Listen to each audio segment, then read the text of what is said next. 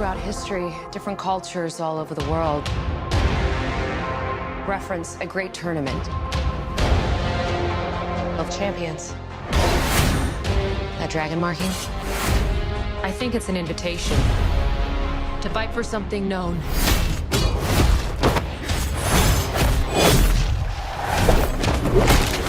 As Mortal Kombat. I'm Sonya. That's Kano. I'm Liu Kang. Name's Jax. Kung Lao. Lord Raiden. The fate of Earth is in our hands. I am Sub-Zero.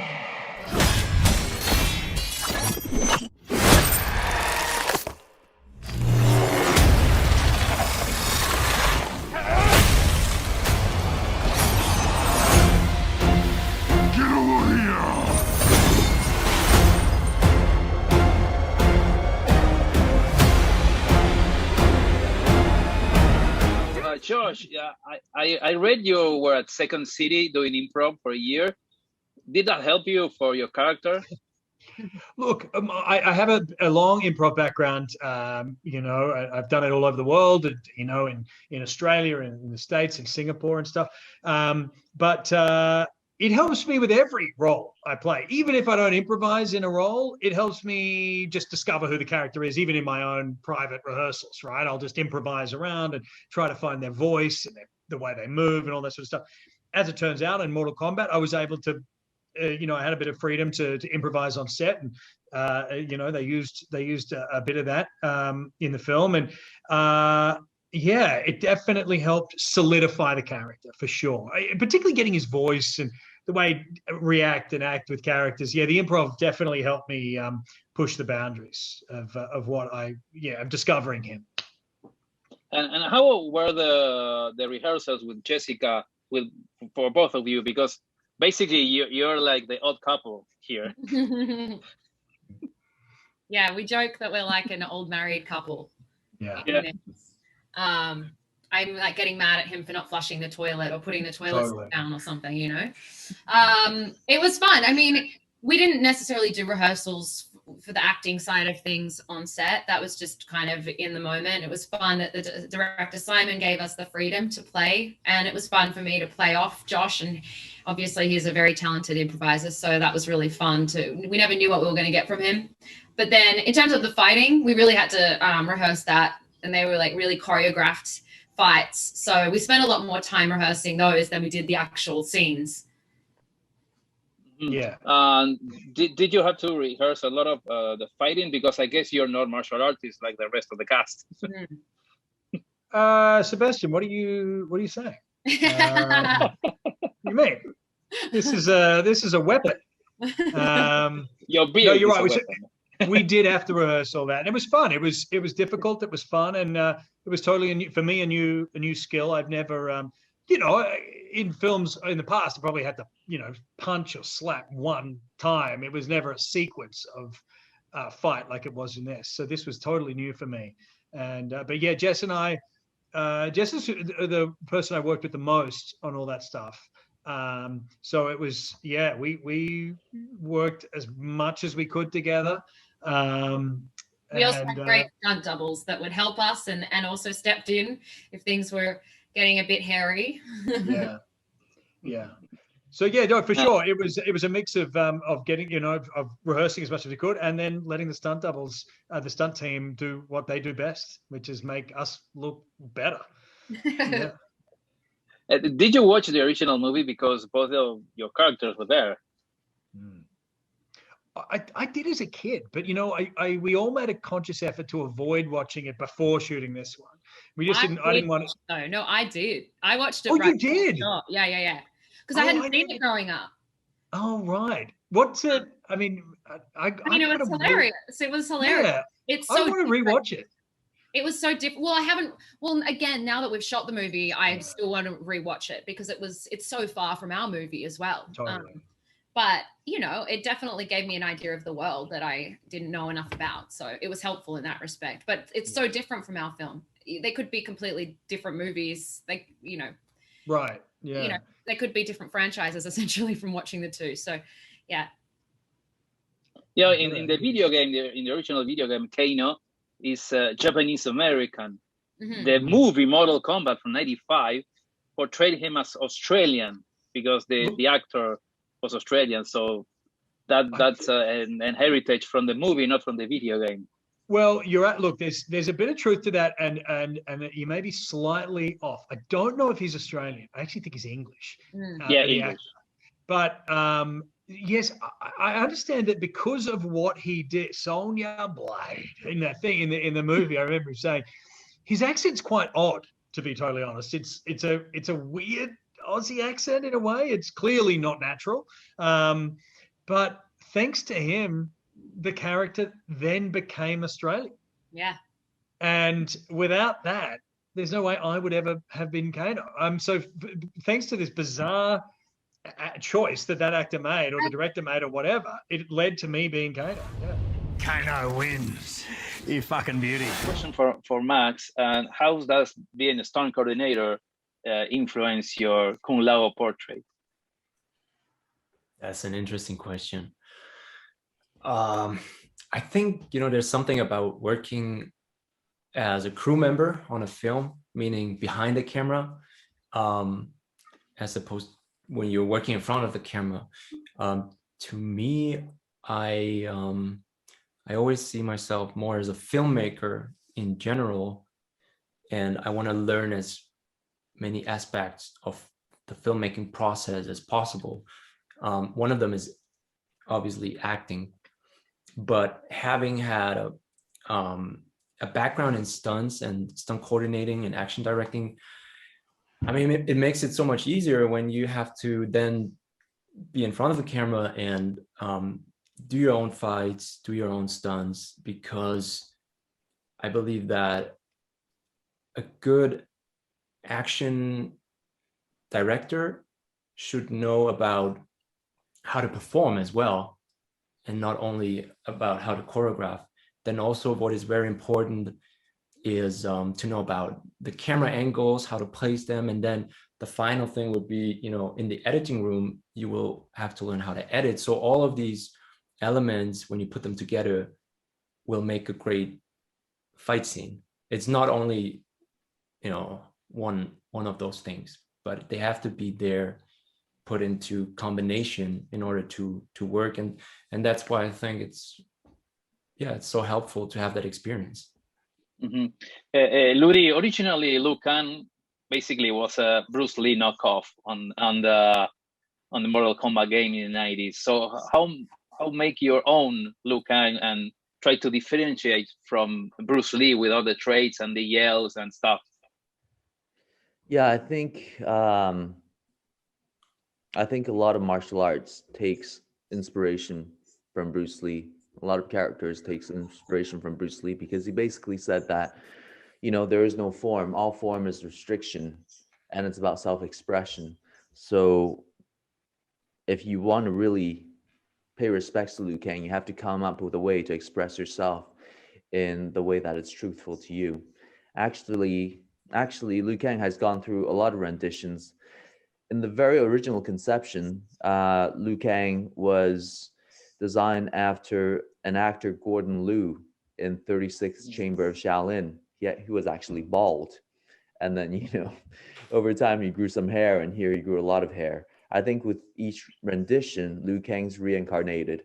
So this time I take it as Liu Kang's reincarnated into my body. And I have to make a version of him that makes sense in this world. In this world, Liu Kang is a lost wolf searching for his pack. And eventually he finds his pack to defend the earth. And that's how I took to it. Mm-hmm. Both of you, I guess, are Kung Fu martial artists. Do you see any difference between the Kung Fu that you train between you, Ludi, and you, Max? And the characters that we... Yeah, and yourself also. Well, speaking for myself, I got very lucky. I think, being chosen to play Kung Lao, because my previous experience with the martial arts was, involved some of the styles that Kung Lao was actually practicing. So it made it much easier. So it was, I found some kind of similarities with me and Kung Lao. So yeah, it was easier that way. And Ludi? I think there's a big difference between the styles that Max and I inherently know. My training was mostly in Muay Thai and Jiu-Jitsu, but that's it's less flourishing, it's less cinematic. So for me to learn all that over the years, I've learned that fighting on screen is a lot more like dancing, where you're not trying to kill the person across from you, because otherwise you get another actor hurt and there wouldn't be any film left.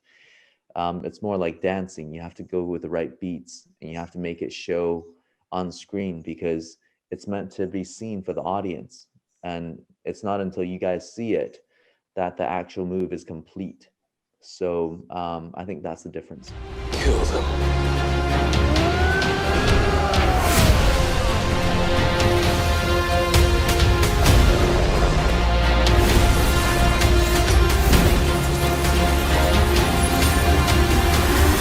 How did you decide to incorporate all the mythology, leaving fans, with all the Easter eggs, but at the same time, bringing new fans and new things to the mythology, of course? Yeah, well, some of them were very big, sort of fundamental decisions, and then it allowed us to also think about opportunities where we could put in other pieces of information that would allow things to exist and for fans to spot and understand, that didn't get in the way of the storytelling for new audiences. So it became part of the richness of the world that someone might be visiting for the first time. But that mythology and all of the rules and all the story and all the character elements was really a constant consideration and discussion about how we can use so much of there's so much material to work from. It became a question of deciding what to keep in and what to keep out, and that was almost daily discussions on how, in pre-production, on what we keep in and what we don't.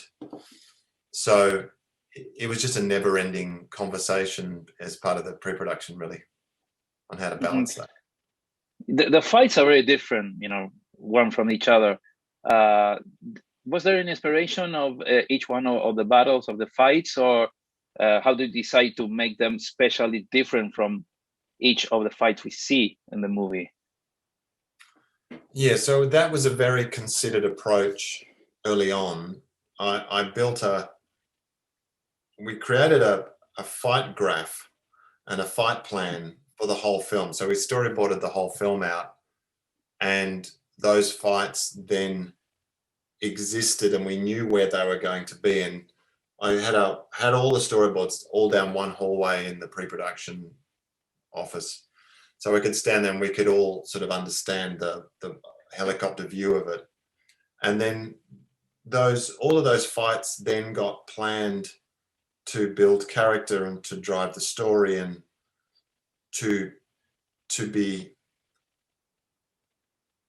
then we could really plan and consider how each one works with the next fight or works with the story around it.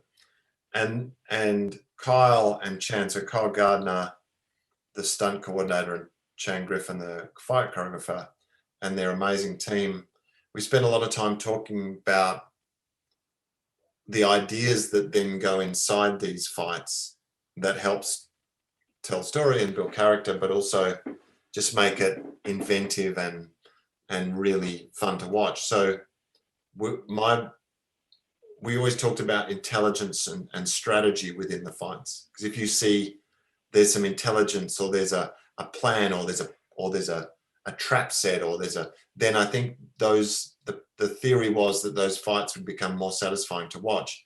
And then stylistically, we looked at them all and said, oh, this one, and really it was about Kyle and Chan really took that and just ran with it. And it was all to do with those guys. I mean, they're the geniuses behind it, you know, the incredible job they did. And so it was just, yeah, it was a very methodical, very planned out, very considered approach to how they all sat together. And I'm glad you feel that. It's great. Yeah. So at the end, Shang Tsung says death is only the beginning, and we see all this black smoke. Are you teasing Noob Saibot for that? Maybe.